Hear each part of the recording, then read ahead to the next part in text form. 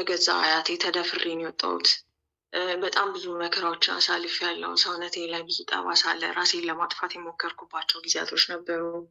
ዩኒቨርሲቲ ተመርቄያለሁ በኢንጂነሪንግ ምናምን። በቃ ይሄ ወንድ በሚባል ነገር እርሊ ነው በገዛ አያትሽ ማለት ነው። በገዛ አያትሽ ሲሆን እንደዛ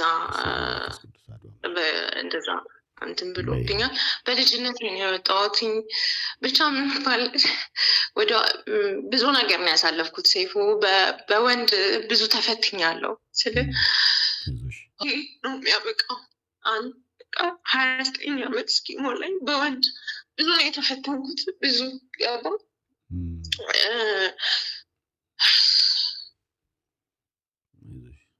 ብቻዬን ስለምኖር ከልጄ ጋር ያው በተፈጠረው አንዳንድ ግጭት አንዳንድ ሰዎች የራሳቸውን ስህተት ለመደበቅ ሲሉ ሰው የሚጎዱ ሰዎች አሉ።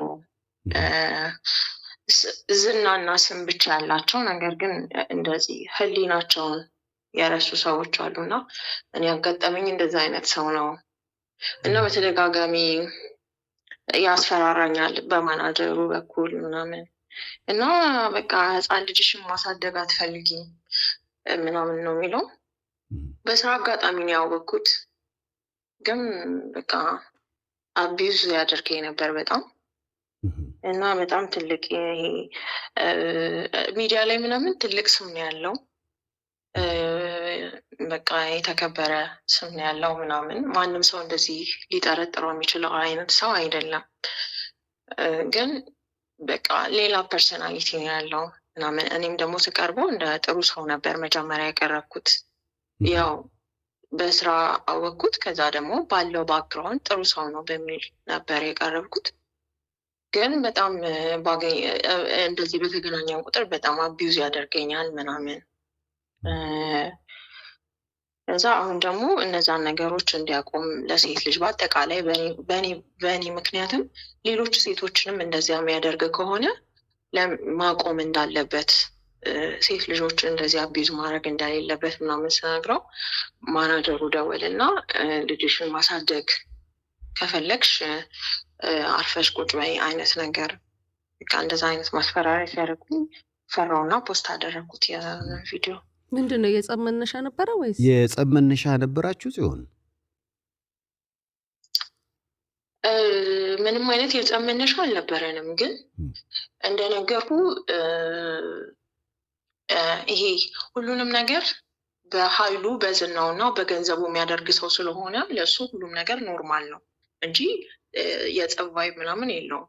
ግን ሌሎች ሴቶችንም እንደዚህ እንደሚያገኛቸው ምናምን ስለማወቅ ይህን ነገር ማቆም አለብህ እና አንተ በቃ እንደ ስምህ አይደለህም፣ ህሊናህን የሸጥቅ ሰው ነህ ምናምን በቃ እንደዚህ አይነት ነገር ተናገርኩት በአጋጣሚ ስናወራ ማለት ነው። እና እኔም ስቀርብ ለመጀመሪያ ጊዜ በቃ ጥሩ ሰው መስለኝ ነበር ምናምን፣ ግን በተቃራኒ ነው ምናምን ነገር እና ስለ ሌሎች ሴቶች አይመለከትሽም፣ ግን አንቺ መኖር ከፈለግሽ እችን ትንሽ የህፃን ልጅ ማሳደግ ከፈለግሽ አርፈሽ መቀመጥ አለብሽ ምናምን አይነት ነገር እና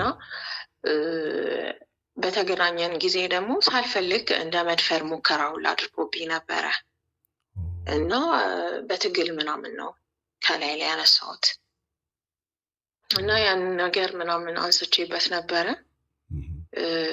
የዛኔም ሳገኝክ ምንም ነገር ማድረግ እንደማልፈልግ እየነገርኩ እንደዛ ስትታገለኝ ነበረ እና ሸንቴን ወጥሮኛል ምናምን ነገር እያልኩት ምናምን ነገር ሂጂና የፈለግሽበት ሽኝ ምናምን እና በጣም ትልቅ ስም ያለው ሰው ነው እና ምን ያህል ሴቶችን እንደዚህ አቢዩዝ አድርገሃቸዋል፣ ምን ያህል ሴቶች አምነውክ በእንደዚህ አይነት መንገድ አልፈዋል ምናምን እና አሁን ራሱ ይህን ፖስት ያደረግኩትኝ እኔ ማለት ሚዲያ ላይ ያውቃሉ፣ ቲክቶክ ላይ ብዙ ሰዎች ያውቃሉ።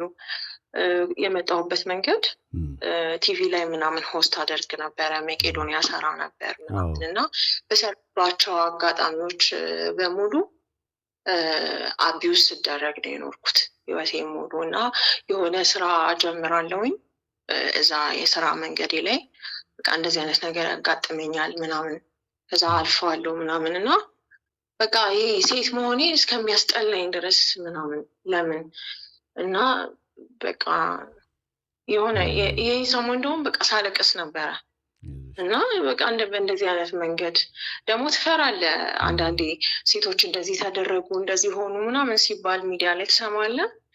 ወጥተህም እንዳትጋፈጠውም ትፈራለህ ምናምን። ልጅም አለችኝ በቃ እንደ ሴት በጣም የፈራሁበት ሳምንት ነበረ። ሴት ስትሆን ብቻህን ስትሆን ደግሞ ብዙ ነገር ያጋጥመሃል እና አሁን ሼር ያደረግኩት ቪዲዮ ላይ ያው ፈርቼም ነው። አንደኛ ያው ልጅ ያለው ሰው ፈሪ ነው። ልጅ ስላለ ታውቀዋለህ ብዙ ነገር።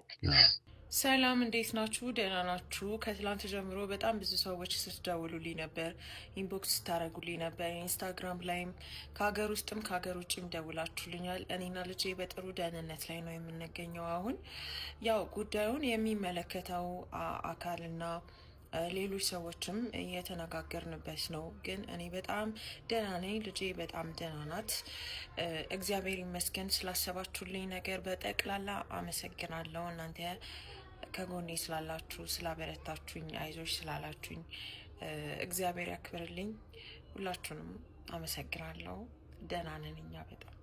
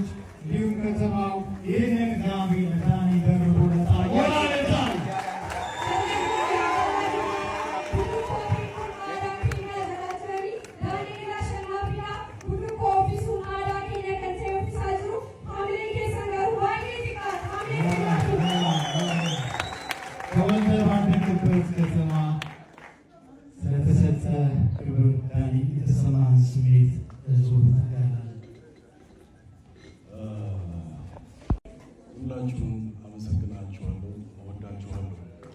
እዚህ ያላችሁ ትልልቅ ሰዎች እግዚአብሔር ያክብርልኝ። እጅግ በጣም አመሰግናለሁ፣ እወዳችኋለሁ።